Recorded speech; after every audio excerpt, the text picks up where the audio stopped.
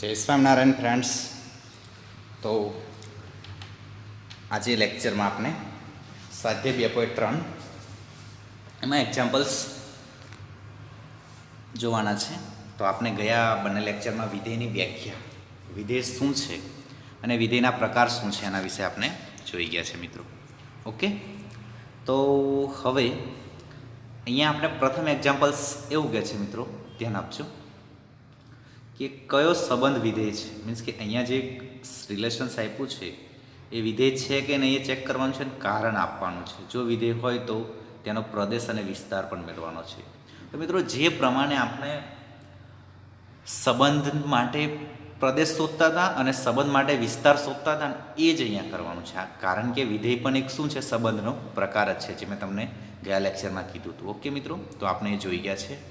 તો હવે અહીં ધ્યાન જુઓ, અહીંયા આપણને જે એક્ઝામ્પલ્સમાં આખું જે ફંક્શન બરાબર આપણને એફ બરાબર આપ્યું છે. અહીંયા મિત્રો જોઈએ તો આ જે છે એ બરાબર એફ ફંક્શનનો ગણ છે, વિધેયનો ગણ છે.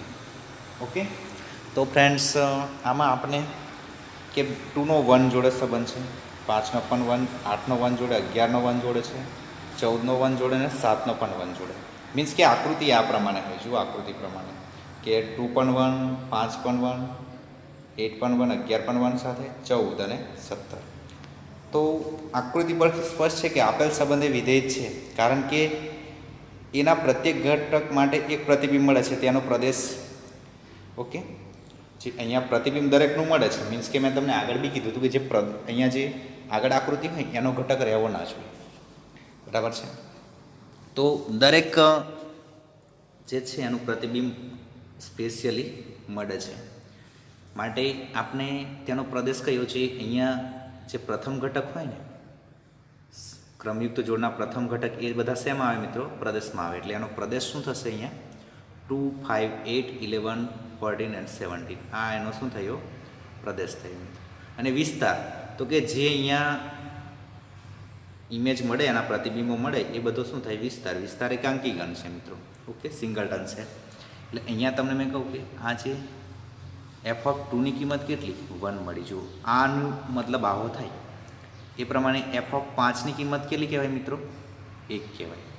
એ જ પ્રમાણે દરેક f(8) ની કિંમત કેટલી કહેવાય? એ પણ 1 કહેવાય. બરાબર છે? એટલે અહીંયા જે વેલ્યુ મળે છે fx તરીકે, એ બધો વિસ્તાર કહેવાય. બરાબર, fxની જે કિંમત એ બધી વિસ્તારમાં આવે. x તરીકે તમે અહીંયા કંઈ પણ લઈ શકો. બરાબર ને? આ જેટલા મેં કનેક્ટ બતાવું છું. બરાબર છે? તો આ રીતના હોઈ શકે. ઓકે મિત્રો, તો આપણે પ્રથમ એક્ઝામ્પલ જોયું. બીજો એક્ઝામ્પલ જોઈએ. તો કયો સંબંધ વિધેય છે? ફરી અહીંયા આપણને જે રિલેશન આપી દીધું છે એમાં જ એ રીઝન પણ આપવાનું છે મિત્રો. બરાબર છે? તો જો વિધેય હોય તો તેનો પ્રદેશ અને વિસ્તાર આ ફાઇન્ડ કરવાનું છે, ગયા એક્ઝામ્પલ્સની જેમ જ છે મિત્રો. તો હવે અહીં ધ્યાન, આપણને ફંક્શન આપી દીધું કે 2નો જવાબ 1 આવે છે. બરાબર, અને 4નો જવાબ 2 આવે છે, 6નો જવાબ 3 આવે છે, 8નો જવાબ 4, 10નો 5, 12નો 6 અને 14નો 7. મીન્સ કે અહીંયા f(2) બરાબર કેટલો જવાબ? 1 આવે. f(4) જવાબ કેટલો આવે? 2. એટલે કે 2નું પ્રતિબિંબ 1, 4નું પ્રતિબિંબ 2. અહીંયા ક્રમયુક્ત જોડોમાં પ્રથમનું પ્રતિબિંબ બીજું જે ઘટક છે, પ્રથમ ઘટકનું પ્રતિબિંબ કોણ? તો બીજો ઘટક છે મિત્રો. તો દરેકનો જુઓ 2નો 1 સાથે અહીંયા એવું કહેવાશે કે આના પ્રત્યેક ઘટક આના અનન્ય ઘટક સાથે સંબંધ ધરાવે છે. બરાબર છે? એટલે એક અને માત્ર એક સાથે સંબંધ ધરાવે છે. એટલે આ એક જ સાથે સંબંધ ધરાવે છે. આ જે છે અહીંયા એવું કહેવાય છે કે આ એક જ સાથે આમ લઈએ ને તો નહીં પોસિબલ. બરાબર ને? એ તો મેં તમને વિધેયમાં ચર્ચા કરી હતી. તો જુઓ, ડાયાગ્રામ બંનેનો છે, વ્યવસ્થિત અભ્યાસ કરો. 2, 1 જોડે કનેક્ટ થાય છે, 4, 2 જોડે, 6, 3 જોડે, 8, 4 સાથે, 10, 5 સાથે, 12, 6 સાથે અને 14, 7 સાથે. તો આ રીતના આપણે મિત્રો આ જે છે એનો પ્રત્યેક ઘટક આની સાથે સંબંધ ધરાવે છે. તો આકૃતિ પરથી સ્પષ્ટ છે કે સંબંધ વિધેય છે, કારણ કે પ્રત્યેક ઘટક માટે પ્રતિબિંબ મળે છે. પ્રત્યેક ઘટકનું પ્રતિબિંબ મળવું જ જોઈએ. અને તેનો પ્રદેશ છે, ટોટલી જેનું પ્રતિબિંબ લેવાનું છે એ બધા એના શું થાય? મીન્સ કે આ જે લેફ્ટ ઘટક છે બધા મીન્સ કે પ્રથમ ઘટક છે ક્રમયુક્ત જોડનો, એ બધો શેમ આવે? પ્રદેશમાં. એટલે પ્રદેશ એનો થશે 2, 4, 6, 8, 10, 12, 14 અને તેનો વિસ્તાર. એ પ્રતિબિંબોના જેટલા પણ ઘટકો મળે, જેટલા પ્રતિબિંબ મળે એ બધા શેમાં આવે? વિસ્તારમાં. એટલે આ એનો શું થયો? વિસ્તાર. મીન્સ કે આ બીજો ઘટક બધું શેમાં આવે? વિસ્તારમાં આવે મિત્રો. ઓકે, હવે નેક્સ્ટ એક્ઝામ્પલ્સ જોઈએ. તો જુઓ, અહીંયા વિધેય છે કે નહીં એ પૂછવામાં આવ્યું છે ફરી, અને હોય તો એનો વિસ્તાર. તો પહેલાં તો વિધેય છે કે નહીં ચેક કરી લેજો. હું તમને એવું કીધું હતું કે એનો પ્રત્યેક ઘટક બીના અનન્ય ઘટક સાથે સંબંધ ધરાવે છે, બરાબર છે. એટલે આ A1 છે માત્ર 3 જોડે ધરાવતો હોવો જોઈએ અથવા તો 5 જોડે ધરાવતો હોવો જોઈએ. એવું નથી પોસિબલ કે એકી સાથે બંને સાથે સંબંધ ધરાવે, બરાબર છે. માટે અહીંયા આકૃતિ પરથી સ્પષ્ટ છે કે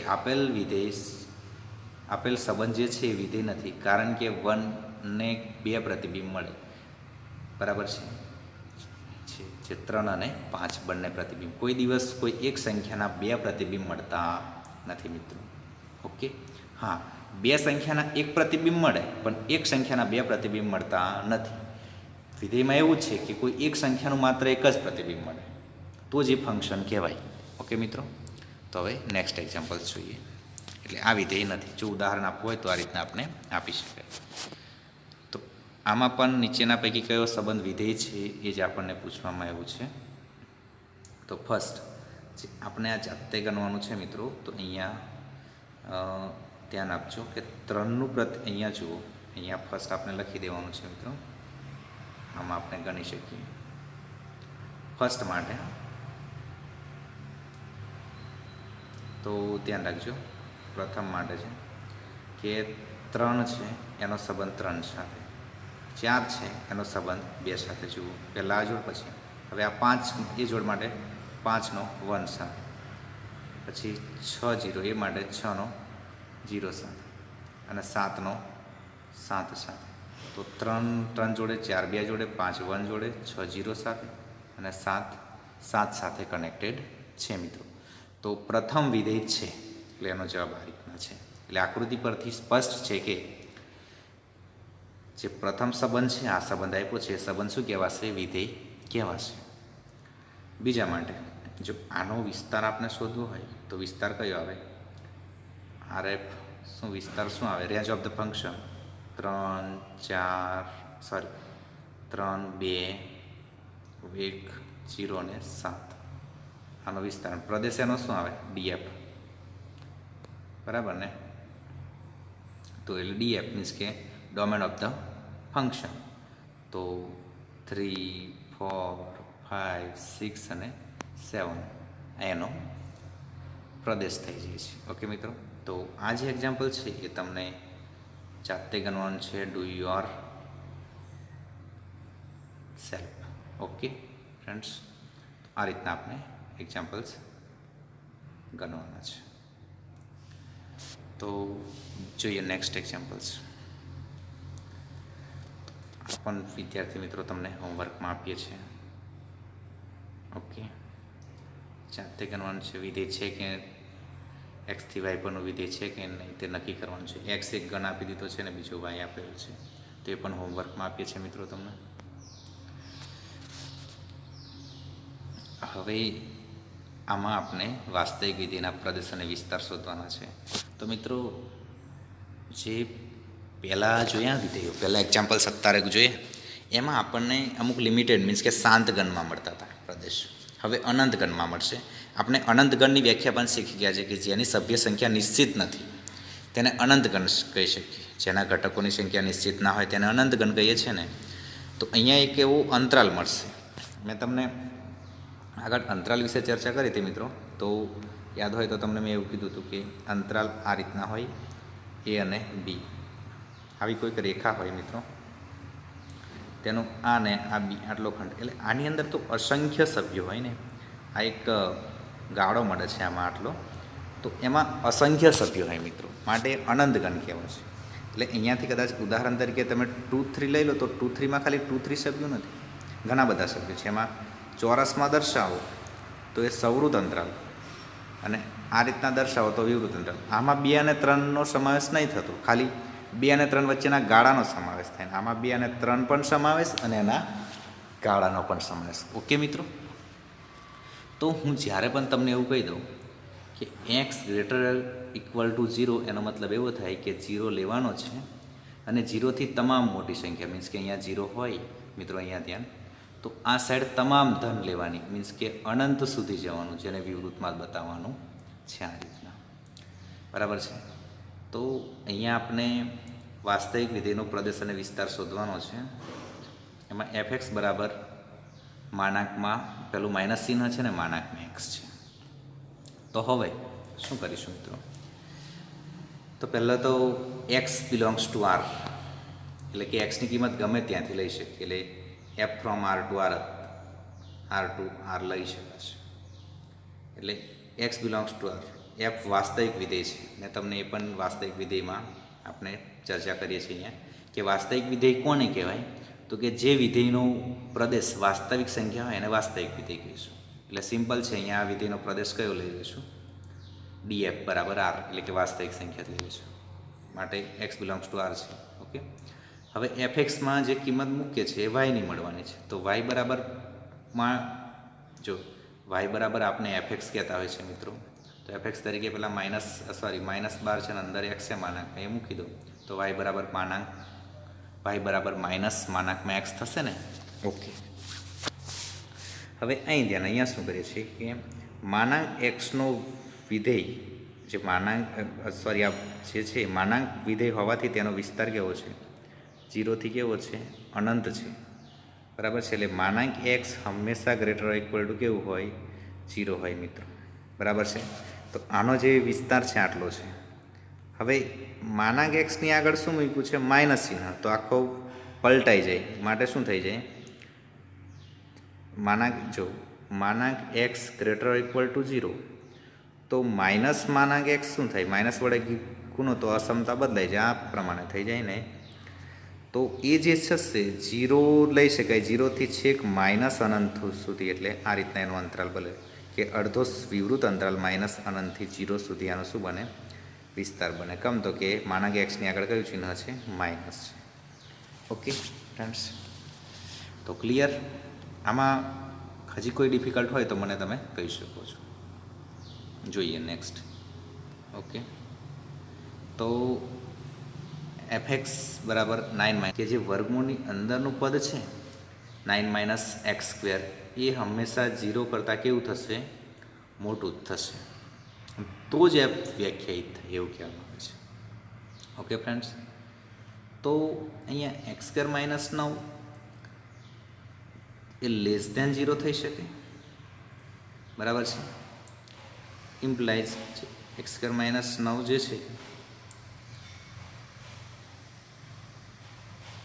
ધ્યાન રાખજો ફ્રેન્ડ્સ.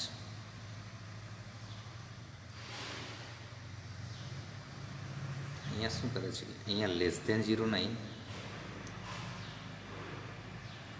ગ્રેટર ધેન આવશે ફ્રેન્ડ્સ, ધ્યાન રાખજો. ઓકે, આપણે મોડ્યુલસમાં એક્સ લઈએ છીએ એટલે x² લેસ ધેન 9 છે.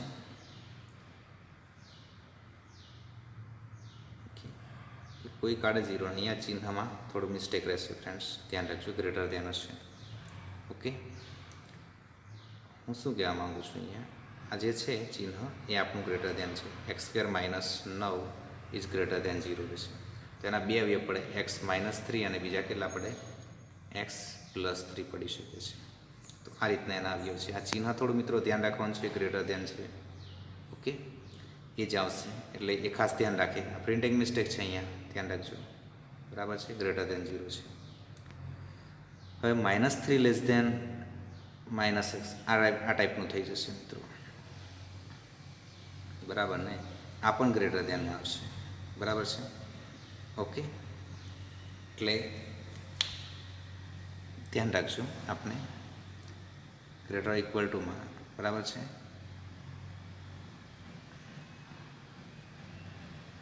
તો સમજો હવે એનો જે પ્રદેશ છે આપણે -3 થી +3 વચ્ચે આપણે એની સંખ્યા લઈ શકીશું. Friends, clear?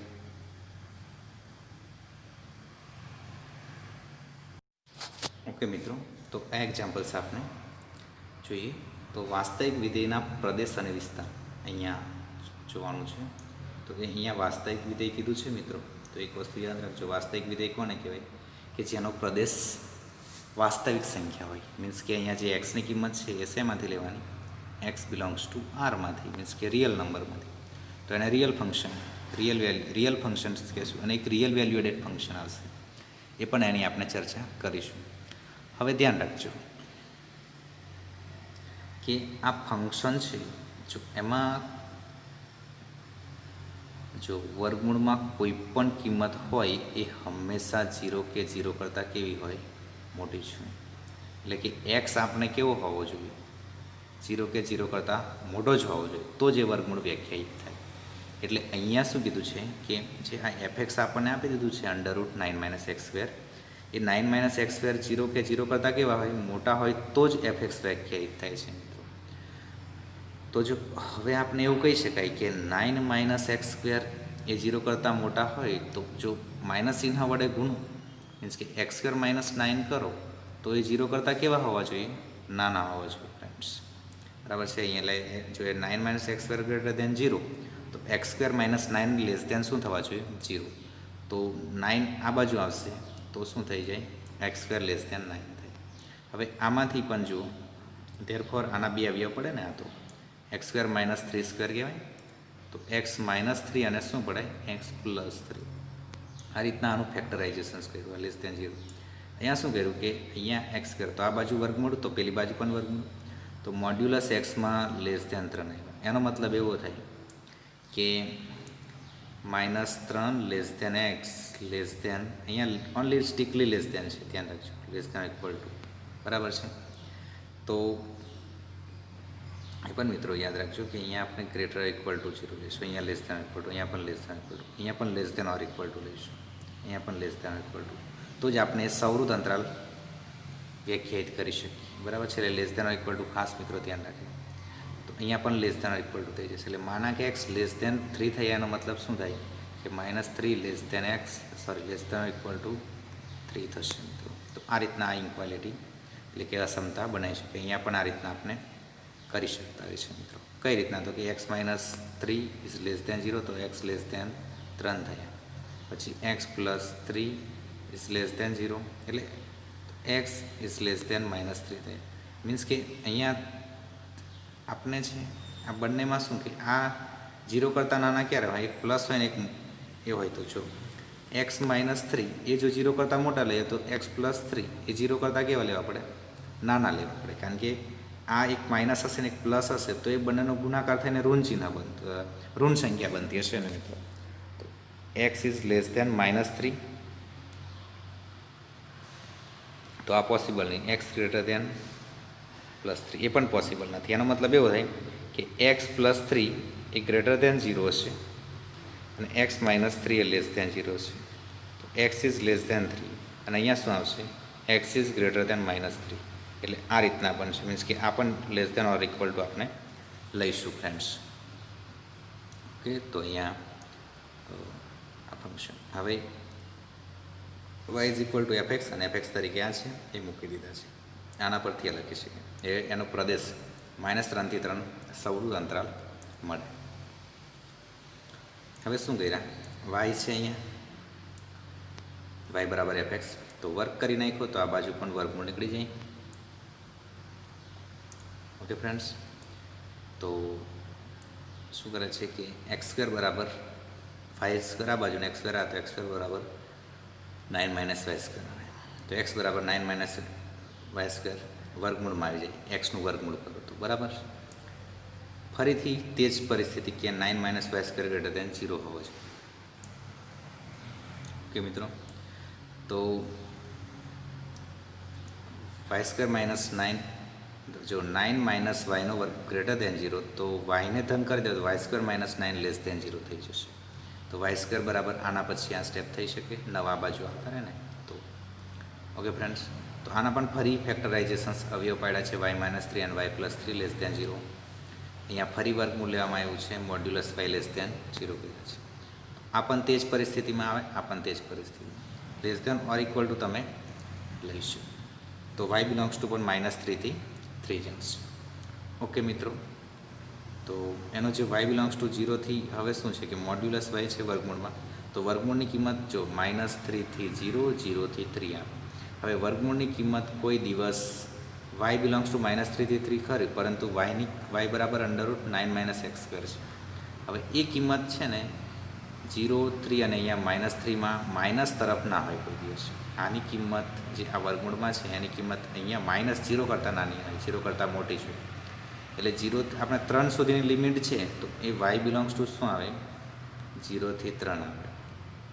yની કિંમત એટલે y બરાબર fx, અને જે fx એ જ આપનો વિસ્તાર છે, એટલે એ બિલોંગ્સ ટુ ક્યાં જશે? 0 થી 3માં. માટે વિધેયનો વિસ્તાર કયો છે? 0 થી 3 થશે. ઓકે, પ્રત્યેક x બિલોંગ્સ ટુ -3 થી 3 માટે. એટલે જ્યાંથી x લેવાનો છે તે પ્રદેશ, અને જે x લીધા બાદ yની કિંમત મળે છે તે આપનો વિસ્તાર મળશે. એકચ્યુઅલી સહપ્રદેશમાં મળશે, પણ જે yની ટોટલ કિંમતો છે એના ગણને આપણે શું કહીશું? એ જે ગણ છે એ ગણને વિસ્તાર કહીશું. ઓકે ફ્રેન્ડ્સ, તો મળીએ નેક્સ્ટ લેક્ચરમાં. જય શ્રી રામ.